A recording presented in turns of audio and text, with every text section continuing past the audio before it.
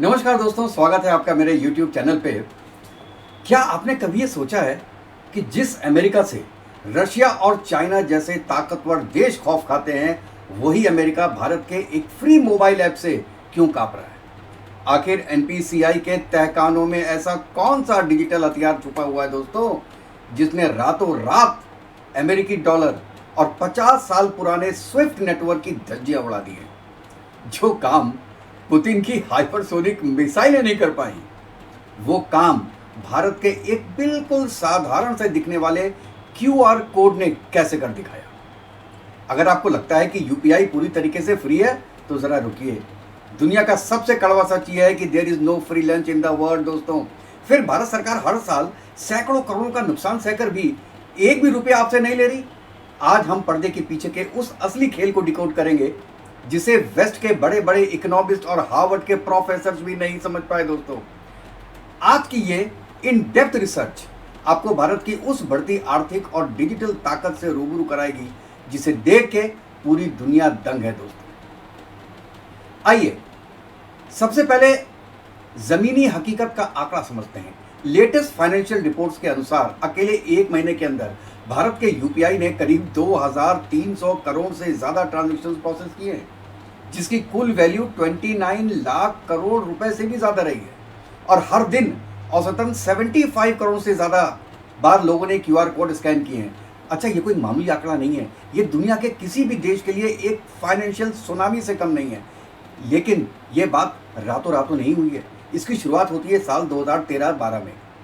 उस दौर में जब भारत के डिजिटल पेमेंट का मतलब केवल एनईएफटी हुआ करता था या आरटीजीएस हुआ करता था। आपको याद है, 500 रुपए भेजने के लिए भी 15 अंकों का अकाउंट नंबर और 11 अक्षरों का आईएफएससी कोड डालना एक सिरदर्द हुआ करता था। उसी समय जो आरबीआई के पूर्व गवर्नर थे रघुराम राजन, और आधार जो आपका बनता है उसके आर्किटेक्ट नंदन नीलेकणी, उन्होंने एक ऐसा विजन देखा जिसमें वेस्टर्न कंट्रीज की एक्चुअली में नींद उड़ा दी। उन्होंने तय किया कि भारत को अमेरिका की तरह महंगे क्रेडिट कार्ड इकोसिस्टम की जरूरत है ही नहीं। हमें एक ऐसा ओपन सोर्स प्लेटफॉर्म चाहिए जिस पर कोई भी बैंक या ऐप काम कर सके। एनपीसीआई आपको पता है, ये एनपीसीआई का फुल फॉर्म है national payments corporation of India. तो एनपीसीआई की टीम ने सोचा कि चलो इसको ही हकीकत में बदलते हैं। जब अमेरिका में पेपॉल, चाइना में अलीपे जैसी प्राइवेट मोबाइल जो ये वॉल्ट्स हैं, ये राज कर रही थी, तब भारत ने दुनिया का पहला direct bank to bank instant payment system बिना किसी यूजर चार्ज के डिजाइन कर दिया दोस्तों। उन्होंने वीपीए यानी वर्चुअल पेमेंट एड्रेस का आविष्कार किया। फिर आया नवंबर 2016 को एक बहुत ही ज्यादा ऐतिहासिक मोड़ आया दोस्तों, जब नोटबंदी के बाद नकदी का संकट हुआ। पीएमओ ने इमरजेंसी बैठकें बुलाई।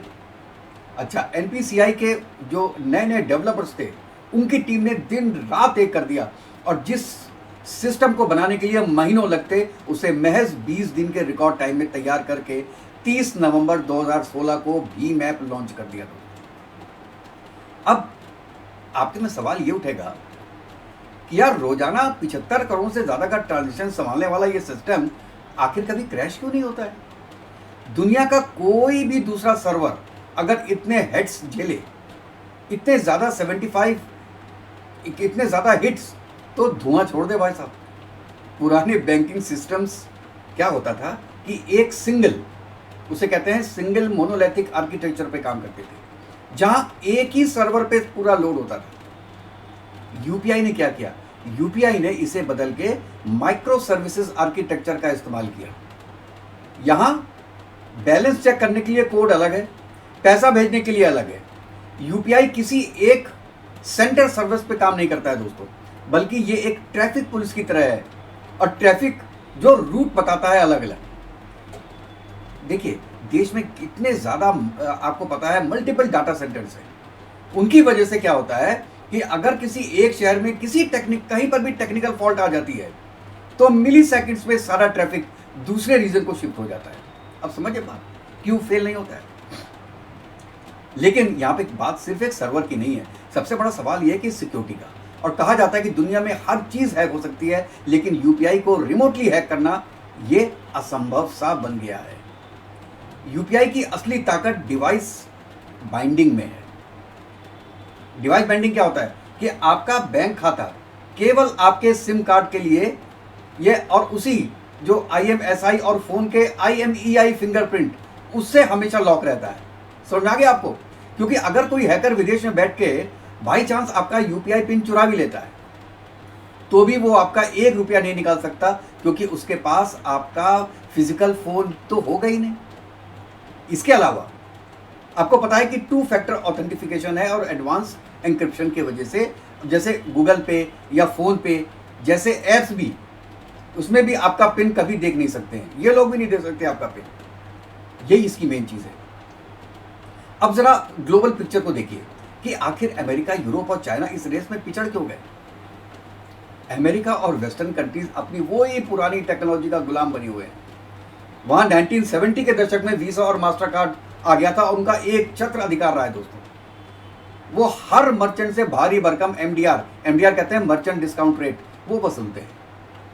चाइना में वीचैट और अलीपे, लेकिन इन दोनों का क्या है कि वो क्लोज लूप सिस्टम है, ये इंटर ऑपरेटिबिलिटी नहीं है। और यही भारत ने सबक लिया और पेमेंट्स को एक रोड या पानी की तरह उन्होंने एक डिजिटल पब्लिक इंफ्रास्ट्रक्चर माना।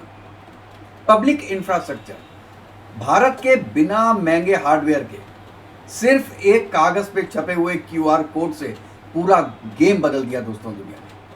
और यहीं से अमेरिका के पेट में असली दर्द शुरू होता है, जो रीजन है मेरा ये वीडियो बनाने का। आपको पता है कि दशकों से अमेरिका ने डॉलर, स्विफ्ट नेटवर्क और कार्ड प्रोसेसिंग के जरिए पूरी दुनिया के फाइनेंशियल सिस्टम को अपने कंट्रोल में रखा हुआ है। भारत में जब MDR को 0% किया गया तो इन जो विदेशी कंपनियां हैं, इनके जो अरबों डॉलर का मुनाफा था उस पर सीधा असर हुआ। यहां बात सिर्फ पैसे की नहीं है, डाटा सॉवरेनिटी की भी थी। RBI ने स्ट्रिक्ट गाइडलाइंस जारी किए और साफ कर दिया कि भारतीयों का फाइनेंशियल डाटा है वो केवल भारत की सीमाओं के भीतर ही स्टोर होगा, वो इंडिया से बाहर नहीं जाएगा। जबकि जितनी बड़ी फॉरेन क्रेडिट कार्ड कंपनियां हैं, उन्होंने पहले तो इस बारे में बहुत आनाकानी की, तो उनके ऊपर कार्रवाई भी हुई। इतना नहीं, जितना स्विफ्ट नेटवर्क के विकल्प के रूप में भारत ने यूपीआई को सिंगापुर के पे नाउ और यूएई के आनी नेटवर्क के साथ सीधा लिंक कर दिया।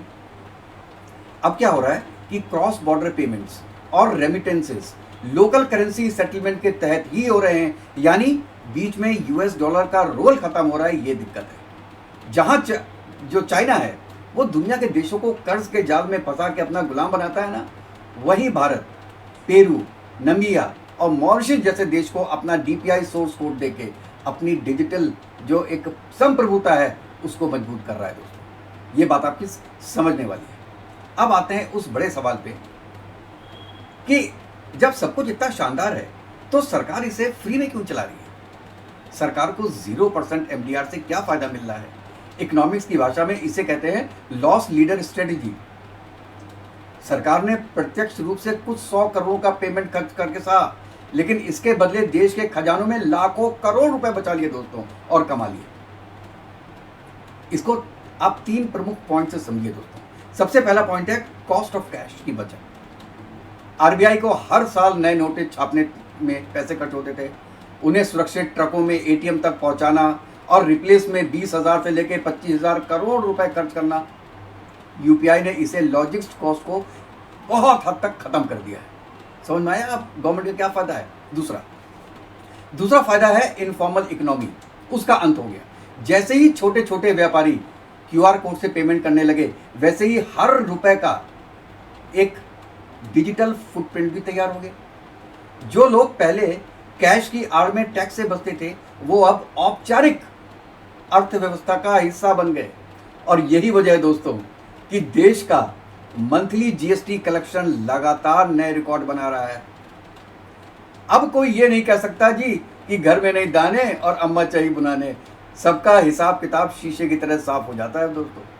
और तीसरा फायदा तीसरा फायदा आता है इसका डायरेक्ट बेनिफिट ट्रांसफर का, जिसे डीबीटी कहते हैं। सरकार ने कई सब्सिडी दी है और इनका पैसा जो सीधे सीधे जो लाभार्थी हैं उनके बैंक खातों में भेजना शुरू कर दिया, जिससे क्या होगा कि लीकेज भी कम हुई और जो मिडिल मैन थे उनका नेटवर्क लगभग खत्म हो गया। हाल ही में यूएसटीआर, इसे कहते हैं यूएस ट्रेड रिप्रेजेंटेटिव की रिपोर्ट में अमेरिका का दर्द साफ झलका। वो शिकायत ये कर रहे थे कि भारत का free digital system free market को खराब कर रहा है। यानी जो अमेरिका दुनिया को फ्री मार्केट का ज्ञान बांटता था, आज वही घबरा कर चाहता है कि भारत अपने सिस्टम पर टैक्स लगाए, ताकि उनकी जो विदेशी कंपनियों के जो महंगे कार्ड हैं वो भाई साहब एक बार इंडिया में और बिक सके। लेकिन दोस्तों, असली क्रांति तो अभी शुरू हुई है। दुनिया अभी यूपीआई के केवल बुनियादी जो मॉडल है उसको ही समझ रही थी। भारत ने इसके अगले चरण की अभी से शुरुआत कर दी है। अब वो क्या है? पहला है ई रुपया, जिसे कहते हैं प्रोग्रामेबल मनी। ये एक ऐसा डिजिटल टूल है जिसमें पैसे के इस्तेमाल को कोड किया जा सकता है। अगर सरकार किसी किसान, जैसे कोई किसान है, उसको खाद दिलाने के लिए ई रुपया वाउचर देती है, उसको ई वाउचर दे देती है, तो वो पैसा केवल रजिस्टर्ड खाद विक्रेता के क्यूआर कोड पे ही स्कैन होगा। समझ रहे हैं आप? जो बेचने वाला है उसके क्यूआर कोड पे ही स्कैन होगा। अगर उसे किसी अन्य दुकान पे चलाने की कोशिश की जाएगी तो ट्रांजैक्शन अपने आप रिजेक्ट हो जाएगी। कितनी बड़ी बात है। दूसरा है ऑफलाइन टेक रिवॉल्यूशन। इसको कहते हैं यूपीआई 123 पे एंड यूपीआई लाइट एक्स। अब क्या होगा कि बिना इंटरनेट वाले 2G कीपैड फोन पे भी ग्रामीण क्षेत्रों में IVR कॉल करके पेमेंट हो रहा है।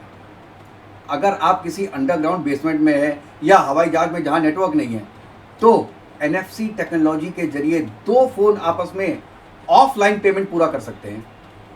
इसके अलावा यूपीआई सर्किल ने एक नया पारिवारिक मॉडल भी दिया है। अब एक पिता अपने बैंक अकाउंट से अपने बेटे को यूपीआई आईडी लिंक कर सकता है और मंथली लिमिट सेट कर सकता है। बेटा पेमेंट करेगा, लेकिन पैसा सीधे पिताजी के खाते से कटेगा। समझ रहे हैं? ये मास्टर स्ट्रोक है। और इसके बाद एक मास्टर स्ट्रोक और है, वो है क्रेडिट लाइन ऑन यूपीआई। विदेशी कंपनी को लगता था कि क्रेडिट यानी उधार के लिए तो भारतीय लोगों को उनके महंगे प्लास्टिक कार्ड की जरूरत पड़ेगी, जैसे मास्टर कार्ड है, वीसा कार्ड है। लेकिन अब आरबीआई ने अपनी यूपीआई आईडी पर ही प्री अप्रूव्ड क्रेडिट लाइन देना शुरू कर दिया है। दोस्तों, अमेरिका ने जिस तरह स्विफ्ट नेटवर्क काटकर रूस को रातों रात पंगु बनाने की कोशिश की थी, भारत ने पहले ही ऐसा अवैध इंफ्रास्ट्रक्चर तैयार कर लिया है कि अब कोई भी विदेशी ताकत भारत को ब्लैकमेल नहीं कर सकती है। और इसी को देख के दोस्तों, विदेशी ताकतों के सोचने पे मजबूर हैं कि यार कि अब ये स्थिति चलेगी नहीं, हमको भी कुछ करना पड़ेगा। और इसमें पारदर्शिता और आत्मनिर्भर ही एकमात्र रास्ता है दोस्तों। और लास्ट में मैं ये कहना चाहता हूँ, भारत ने पूरी दुनिया को ये दिखा दिया कि इनोवेशन केवल महंगी टेक्नोलॉजी या अमीर देशों की बकौती नहीं है। एक साधारण सा क्यूआर कोड आज ग्लोबल फाइनेंशियल सिस्टम के संतुलन को बदल रहा है और भारत को डिजिटल वर्ल्ड लीडर के रूप में स्थापित कर रहा है।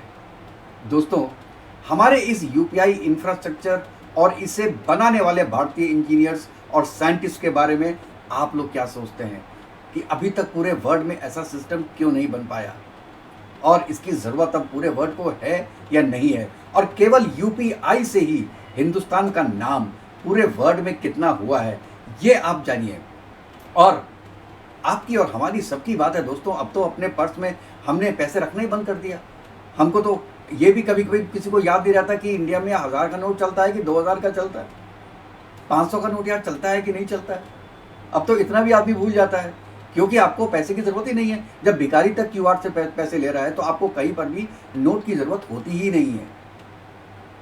तो ये तो एक बहुत बड़ा रिवॉल्यूशन है जो आया है इंडिया में। और इसमें मैं ये कहता हूँ कि पूरी गवर्नमेंट्स का हाथ होता है, ये केवल एक गवर्नमेंट का हाथ नहीं है। इस पर काम पहले से ही किया गया है। शुरुआत इसकी कांग्रेस के राज से हुई थी और समापन जो इसका हुआ है वो मोदी राज में हुआ है। और आगे जो डेवलपमेंट होंगे वो तो आपके सामने है। जो 3 डेवलपमेंट मैंने बताए हैं कि जो बहुत जल्दी फ्यूचर में आने वाले हैं।